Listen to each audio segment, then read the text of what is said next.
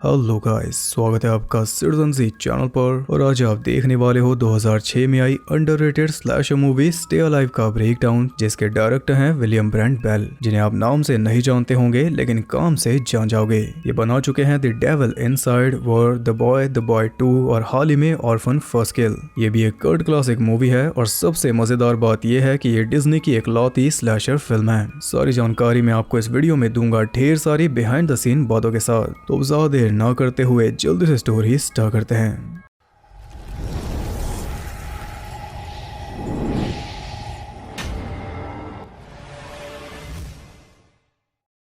Movie के start में हम देखते हैं लूमिस क्राउली को, जो कि स्टे अलाइव नाम की एक हॉरर गेम खेल रहा था। गेम में उसका कैरेक्टर एक बड़े से मैंशन के अंदर जाता है जिसमें कई सारी बच्चियों के भूत घूम रहे थे और उनके साथ ही एक खतरनाक लेडी जो उसे मारना चाह रही थी। जान बचाकर वो ऊपर एक रूम में पहुंचा तो वहां पर लटकी हुई थी उसके दोस्तों की लाशें। तभी लेडी ने उसे भी मार डाला और गेम हो गई ओवर। लेकिन हम उस लेडी का चेहरा रियल लाइफ में भी देख पाए लूमिस के पीछे। वो अपने दोस्त हच के पास फोन करके उसे इस गेम के बारे में बताता है कि ऐसी गेम मैंने आज तक नहीं खेली फेटल फ्रेम के बाद। आपको बता दूं कि फेटल फ्रेम के ऊपर ही ये स्टे अलाइव गेम बेस्ड है इस मूवी में। खैर लूमिस हच को इनवाइट कर रहा था अपने घर पे ताकि दोनों साथ मिलकर ये गेम खेल सके, लेकिन हच ने मना कर दिया। तब लूमिस ऊपर गया अपने दोस्तों के पास जिनके कैरेक्टर्स की लाशें इसे गेम में मिली थी, रेक्स और सैरा।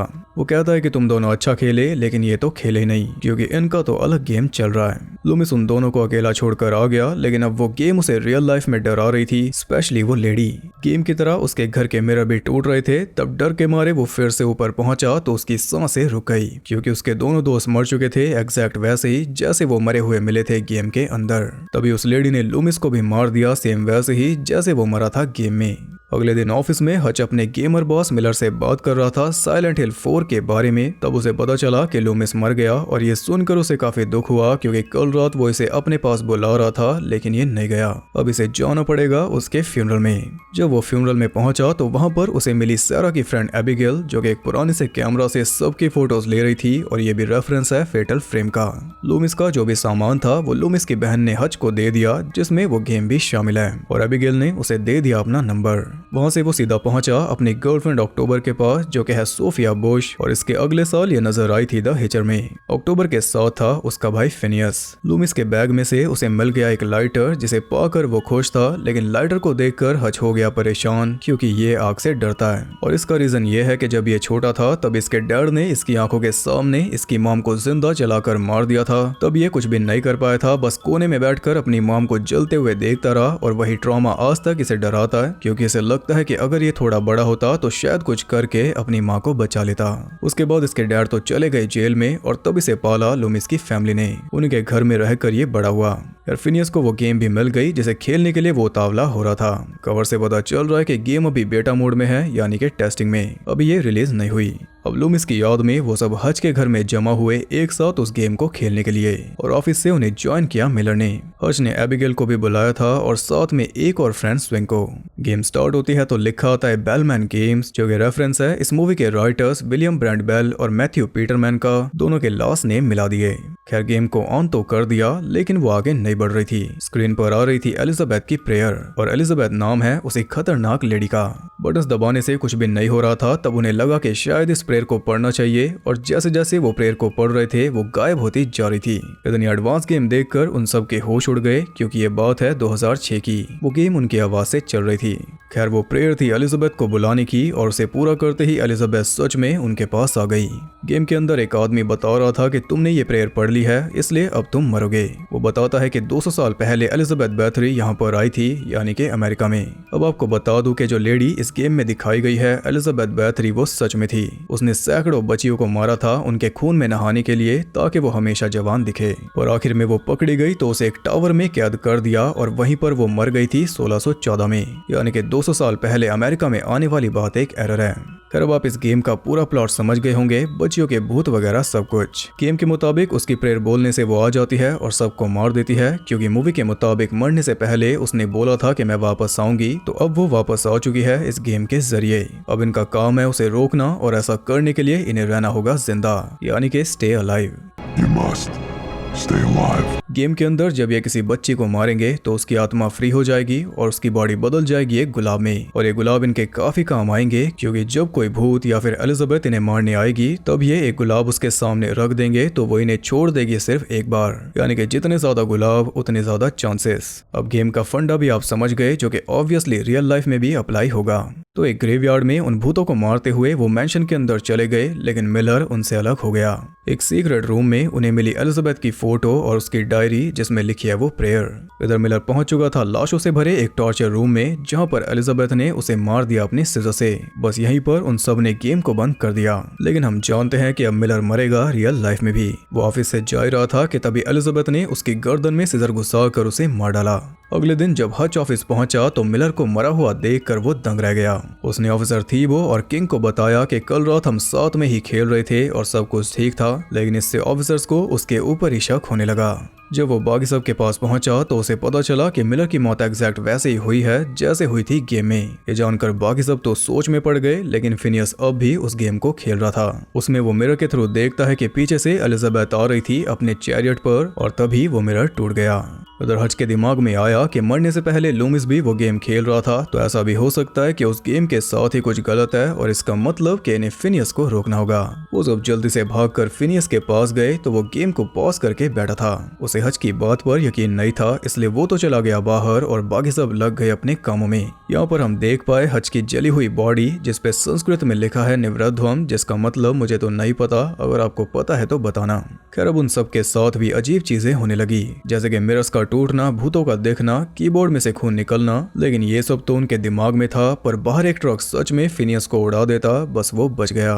अब हच थोड़ी रिसर्च करने के बाद उन सबको बताता है कि मिलर, लूमिस, रेक्स और सारा ये सब सेम वैसे ही मरे जैसे इनके कैरेक्टर्स मरे थे गेम में। तब अक्टूबर उन्हें बताती है कि इस गेम की एक एक चीज एलिजाबेथ की रियल लाइफ पर बेस्ड है। सीजर से वो मर्डर करती थी, चैरियट में शिकार ढूंढती थी और मिरर से वो चिढ़ती थी क्योंकि खुद को बूढ़े होते हुए देखना उसे मंजूर नहीं था। अब वो पहले इन्हें गेम के अंदर मार रही है और फिर रियल लाइफ में। ये सारी बात उन सब के दिमाग में बैठ गई सिवाय फिनियस के, क्योंकि वो तो वहाँ पर था ही नहीं, वो अपनी कार में घूम रहा था बाहर। तभी अचानक एक भूत के सामने आने से वो रुक गया और जैसे ही वो कार से निकला उसके पास फोन आया हच का। उसने फिनियस को सब कुछ बता दिया और फिनियस इस बात से खुश था कि गेम के अंदर वो मरा नहीं, इसलिए रियल लाइफ में भी नहीं मर सकता। पर तभी पीछे से वो चैरियट आया और उसे कुचल कर चला गया। इतने में वो सब वहां पहुंचे फिनियस मर चुका था और उसका कैरेक्टर भी मर चुका था गेम में। गेम को रिज्यूम किसने किया ये नहीं पता। अब ऑफिसर थीबो और किंग ने एक बार फिर से हच को घेर लिया क्योंकि ये मर्डर भी इससे जुड़ा है। फिनियस की आखिरी बात इसी से हुई थी, बिल्कुल लूमिस और मिलर की तरह। यहाँ पर हच उन दोनों को साफ साफ बता देता है कि यह सब हो रहा है उस गेम की वजह से, लेकिन वो इस बकवास में इंटरेस्टेड नहीं थे। थीबो उसे साइड में ले गया और किंग लग गया गेम को खेलने में, जबकि स्विंक ने उसे वार्न किया था। इतने में हच ने उसे रोका, गेम के अंदर वो मर चुका था। अब कुछ ही देर में इसे पूरा यकीन हो जाएगा। वहाँ से वो सीधा पहुंचा एक गेमिंग स्टोर पर उस गेम के बारे में पता करने, लेकिन उसकी कोई जानकारी मौजूद नहीं थी। वो वापस जाकर अपनी गाड़ी में बैठा और तभी एलिजाबेथ ने उसे भी मार डाला। अपने भाई की मौत से अक्टूबर सदमे में थी, लेकिन वो ये भी जानती थी कि अब इन सब का नंबर भी लगेगा, इसलिए रोने धोने के बजाय वो चली गई एलिजाबेथ के बारे में थोड़ी रिसर्च करने और एबिगेल के साथ हच पहुंच गया लूमिस के घर, जहां से ये सब शुरू हुआ। वहां पर लूमिस के सीक्रेट फोन में से हच को मिल गया उस गेम को बनाने वाले का एड्रेस। वो दोनों जल्दी से वहां के लिए निकल गए और तब फोन पर अक्टूबर ने उन्हें बताया कि अगर एलिजाबेथ को रोकना है तो उसकी बॉडी में 3 कील घुसानी होंगी, एक दिल में, एक गले में और एक माथे में। तब उसकी आत्मा उसकी बॉडी में आ जाएगी और फिर उसकी बॉडी को जलाना होगा, तब जाकर इन्हें छुटकारा मिलेगा। अब न्यूज के जरिए उन्हें किंग के मर्डर की खबर भी मिल गई और इससे पहले कि वो कुछ रिएक्ट कर पाते वहां पर आ गई पुलिस उन्हें अरेस्ट करने। तब हच ने बोला कि वहां से निकलो और हमें मिलो लूमिस के घर। वो चारों वहां पर मिले और तब हच ने देखा कि वो गेम अपने आप चल रही थी, यानी कि एक बार गेम शुरू कर दी तो वो अपने आप चलती रहेगी जब तक ये मर नहीं जाते। कुछ इस तरह फिनियस भी मरा था और अब बारी है अक्टूबर की। साथ वाला घर जो अभी बन रहा था उसके अंदर उसे दिखाई दी एक आत्मा, इसलिए वो भी अंदर चली गई। अंदर उसे मिली एक नेल गन और साथ में एलिजाबेथ। अक्टूबर ने जल्दी से 3 किले उसके अंदर घुसा दी, लेकिन वो तीनों उसके आर पार हो गई क्योंकि एलिजाबेथ की आत्मा है ना कि बॉडी। ये पता चलते ही उसने भागने की कोशिश की, लेकिन अब कोई फायदा नहीं। एलिजाबेथ ने उसे उल्टा लटका कर अपनी कैंची से उसका गला काट दिया। जब तक ये तीनों वहां पहुंचे वो मर चुकी थी। अब वो जल्दी से उस पते पर चल दिए और स्विंग खेलने लग गया वो गेम, क्योंकि किसी एक को गेम खेलनी होगी तभी इनके बचने का चांस होगा, नहीं तो गेम तीनों को मार देगी। वो तीनों उस पते पर पहुंचे तो वो एक घर था। स्विंग बाहर रुककर गेम खेल रहा था और ये दोनों पहुंच गए अंदर। वहाँ भी सारे मिरर टूटे हुए थे। अब अंदर जाते ही हच ने सबसे सही फैसला लिया अलग होने का। एबिगेल एक रूम में पहुंची जहाँ पर उसे मिली एलिजाबेथ की डॉल और जल्दी वो तीनों जान गए कि ये कोई आम घर नहीं बल्कि वही गेम वाला मैंशन है। इसके पीछे है वो ग्रेवयार्ड और ग्रेवयार्ड के पीछे वो टावर जिसके अंदर कैद है एलिजाबेथ की बॉडी। उधर एबिगेल पहुंच गई एक सीक्रेट रूम में जहां पर उसे मिल गई एलिजाबेथ की सीजर और उस रूम को देखकर पता चलता है कि इस गेम को बनाने वाला एलिजाबेथ का फैन है जो उसके काम को फिर से स्टार्ट करवाना चाहता है इस गेम को घर घर पहुंचाकर। तब एलिजाबेथ बड़े आराम से मर्डर्स कर पाएगी।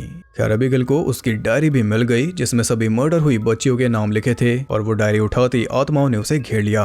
उसकी चीख सुनकर हच उसे बचाने भागा और रास्ता उसे बता रहा था स्विंग उस गेम के जरिए। उसने गेम के अंदर अपना क्रोबार फेंका तो रियल लाइफ में वो आ गया हच के सामने जिसका यूज करके वो रूम तक पहुंच गया, लेकिन तब तक एलिजाबेथ उसे मारने वाली थी। तो स्विंग ने गेम के अंदर गुलाब फेंक कर उसे भगा दिया और एबिगेल बच गई। अब ऐसे तो काम नहीं बन रहा, इसलिए एलिजाबेथ उतर आई चीटिंग पर। वैन को लॉक करके उसने गेम को रिज्यूम कर दिया जिसमें स्विंग मरने वाला था, लेकिन किसी तरह स्विंग ने खुद को बचा लिया। पर अब इससे कोई फर्क नहीं पड़ता क्योंकि वो रियल लाइफ में इसके पास आ चुकी।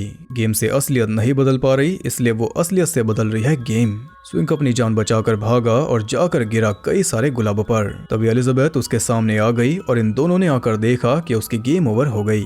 तब एबिगेल ने वहां से कई सारे गुलाब जमा कर लिए और हच ने दीवारों में से निकाल ली 3 कीले क्योंकि अब इन्हें जाना है टावर के अंदर जो बिल्कुल आसान नहीं होगा। एलिजाबेथ उनके पीछे लगी थी तो हच ने एक गुलाब दिखाकर उसे भगा दिया। फिर वो टनल में पहुंचे जहाँ पर वो आत्माओं को गुलाब देते हुए चल रहे थे। इसी तरह वो पहुंच गए टावर में, लेकिन तभी दरवाजा बंद हो गया जिससे एबिगेल बाहर ही रह गई। तब वो अकेला आगे गया जहाँ पर उसे मिल गई एलिजाबेथ की बॉडी, लेकिन तब तक उसने एबिगेल को भी लटका लिया था। वो उसे मारने वाली थी पर तभी अचानक वो गायब हो गई क्योंकि उसी की सीजर से हच ने 3 कीले घुसा दी थी उसकी बॉडी में, जिस वजह से उसकी आत्मा को मजबूरन अपनी बॉडी में वापस आना पड़ा। अब हच को जान का खतरा था, लेकिन समझदारी दिखाते हुए उसने सामने कर दिया लैपटॉप जिसमें अपनी शक्ल देखकर वो पागल हो गई और इसी का फायदा उठाकर हच ने उसे जला दिया। लेकिन दरवाजा लॉक था इसलिए वो भी अंदर फंस गया और बचपन की तरह एक बार फिर वो कोने में बैठकर अपने जलने का वेट कर रहा था। पर सही टाइम पर उसे बचाने आ गया स्विंग। ये गुलाबों के ऊपर गिरा था तो ऑब्वियसली इसने गुलाब आगे कर दिया होगा। उसे लेकर वो दोनों वहां से निकल गए और एलिजाबेथ जलकर राख हो गई। यहाँ पर ये नाइटमेयर एंड हुआ, लेकिन आगे हम देखते हैं कि उस गेम का पूरा स्टॉक पहुंच चुका है मार्केट में, यानी कि अब एलिजाबेथ पहुंच जाएगी घर घर। अब तो उसकी बॉडी भी नहीं रही तो उससे छुटकारा कैसे मिलेगा, ये राज भी उसी के साथ चला गया। खैर इसी के साथ ये मूवी हो गई खत्म। तो उस टाइम पर यह आइडिया बहुत ज्यादा सही था जब टेक्नोलॉजी का राइज चल रहा था। हालांकि कई सारी कमियां इसमें जरूर है, लेकिन अगला पार्ट आता तो शायद वो ठीक हो जाती। अब 17 साल हो चुके हैं तो सीक्वल आने का कोई चांस नहीं, यही आप सोच रहे होंगे। लेकिन आपको जानकर हैरानी होगी कि इसके सीक्वल के ऊपर पूरी मेहनत से काम चल रहा है। पिछले साल ही ये बात कंफर्म हुई थी, यानी कि सीक्वल आएगा और इतने सालों बाद ये यूनिवर्स फिर से एक्सप्लोर होगा, क्योंकि टाइम के साथ मूवी एक कल्ट क्लासिक बन गई और इसके जो PS2 वाले ग्राफिक इफेक्ट्स हैं वो भी लोगों को पसंद है। रियल लाइफ में जो हमने PS2 वाले भूत देखे, और क्या पता सीक्वल में हम देख पाए PS5 वाले ग्राफिक्स। वो गेम किसने बनाई, कैसे आगे पहुंची, ये सब भी पता चल जाएगा सीक्वल में। और मूवी देखने के बाद आपको लगा होगा कि किल्स तो इसमें कई सारी हुई, लेकिन स्लैशर तो ये कहीं से भी नहीं लगती। इसका रीजन बताऊंगा आगे।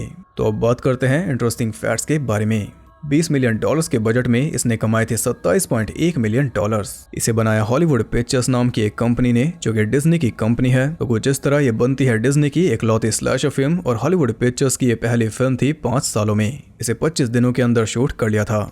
डायरेक्टर चाहते थे R रेटिंग, लेकिन स्टूडियो चाहता था PG-13, यानी कि सारा खून खराबा खत्म। तब इसमें कई सारे कट्स लगाकर 15 मिनट काटे गए, इसलिए स्लैशर नहीं लगती क्योंकि सारा गोर इसमें से गायब है। हालांकि बाद में रिलीज हुआ था एक डायरेक्टर्स कट जिसमें सारे सीन्स मौजूद थे, लेकिन देखने के लिए वो ऑनलाइन कहीं भी नहीं मिलता। एलिजाबेथ बैथरी असल में रहने वाली थी हंगरी की, लेकिन इस फिल्म में उसकी स्टोरी दिखाई गई न्यू ऑर्लियंस में, और न्यू ऑर्लियंस में खत्म हुई ये आखिरी फिल्म थी हरिकेन कैटरीना के आने से पहले। मिलो वेंटिमिग्लिया को आई लेंसेज पहनने पड़े थे उन चश्मों से देखने के लिए, और मिलो ने डेड और अलाइव मूवी को छोड़ दिया था इस मूवी के छोटे से रोल के लिए। हज का रोल करने वाले थे बेन फॉस्टर, लेकिन ये रोल बेन ने अपने भाई जॉन को दे दिया क्योंकि यही उन्हें ठीक लगा। जो घर आपने गेम में देखा वो घर कॉपी है the house of the dead game वाले घर की। मिरर वाले जो भी क्लू थे वो लिए गए थे डी नाम की गेम से। मिलर के रोल के लिए कास्ट किया गया था स्टीव ज़ान को, पर आखिरी सेकंड पर यह रोल मिल गया एडम गोल्डबर्ग को। मूवी में अक्टूबर और फिनियस दोनों ऑलमोस्ट सेम एज के थे, जबकि असल में जिमी सिम्पसन सोफिया बुश से 7 साल बड़े हैं। मरने से पहले अक्टूबर अपने किलर को बोलती है गो एफ योरसेल्फ। सोफिया अगले ही साल द हिचर में नजर आई और उसमें ये सेम लाइन नील मैकडोनाफ ने मरने से पहले बोली थी अपने किलर को। तो ये थे ढेर सारे अनसुने फैक्ट्स। आई होप आपको पसंद आए। अगर आपको वीडियो पसंद आई तो एक लाइक जरूर करना और कमेंट करके बताओ कि क्या आप इसके सीक्वल का वेट करोगे। ऐसा और अंडररेटेड खजाना देखने के लिए चैनल को सब्सक्राइब करके बेल नोटिफिकेशन को ऑल पर सेट कर लो, ताकि नोटिफिकेशन भी घर घर पहुंच जाए। और ज्यादा कनेक्टेड रहने के लिए आप मुझे इंस्टाग्राम पर फॉलो कर सकते हो, वहां आपको बहुत कुछ जानने के लिए मिल जाएगा, और साथ ही बाकी जगहों पर भी जिनके लिंक्स आपको मिल जाएंगे नीचे। तो मैं मिलूंगा आपसे अगली वीडियो में, तब तक के लिए सबको बाय।